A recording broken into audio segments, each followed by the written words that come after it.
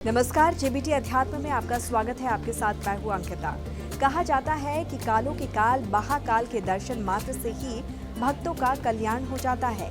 इसकी वजह से विश्व प्रसिद्ध बाबा महाकाल की नगरी उज्जैन में हर दिन लाखों श्रद्धालु बाबा के दर्शन के लिए आते हैं। आपको बता दें कि यहाँ ज्योतिर्लिंग के दर्शन के लिए दुनिया भर से लोग आते हैं।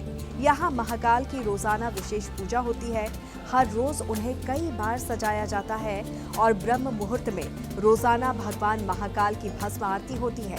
कहा जाता है कि महाकाल की भस्म आरती में शामिल होना प्रत्येक भक्त का सपना होता है। ऐसे में महाकाल को लेकर कई कहानियां भी प्रचलित हैं। आपने भी सुना होगा कि कई लोग कहते हैं कि भगवान महाकाल की भस्म आरती चिता की ताजी राख से की जाती है। आज चलिए जानते हैं इसके पीछे कितना सच है।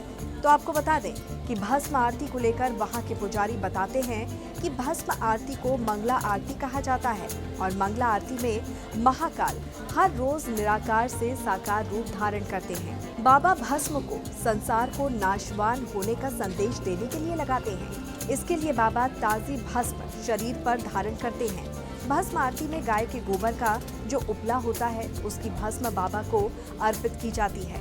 बाबा को जब भस्म अर्पण की जाती है तो 5 मंत्रों के उच्चारण के साथ की जाती है। माना जाता है कि ये 5 मंत्र हमारे शरीर के तत्व हैं और इसके उच्चारण के साथ ही व्यक्ति को मोक्ष की प्राप्ति भी होती है।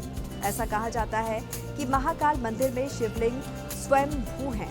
महाकाल मंदिर में सामान्यतः 4 आरतियां होती हैं, जिसमें से रोजाना सुबह होने वाली भस्म आरती होती है और इसके लिए श्रद्धालु दूर दूर से उज्जैन आते हैं। कहते हैं कि यहाँ आने वाले श्रद्धालु श्रद्धा से जो भी मांगते हैं उनकी हर इच्छा पूरी होती है। साथ ही आपको बता दें कि बहुत से श्रद्धालुओं को ये लगता है कि बाबा पर भस्म चिता की ताजी राख से होती है और बाबा का श्रृंगार होता है या आरती होती है, लेकिन ऐसा नहीं है। दरअसल वहाँ के पुजारी जी ने बताया है कि बाबा की जो आरती होती है वो शुद्ध 5 कंडों की राख से होती है और बाबा की भस्म आरती नहीं होती है। भस्म से बाबा का स्नान किया जाता है। आरती तो दीपक ज्योत के साथ ही होती है। नमस्कार।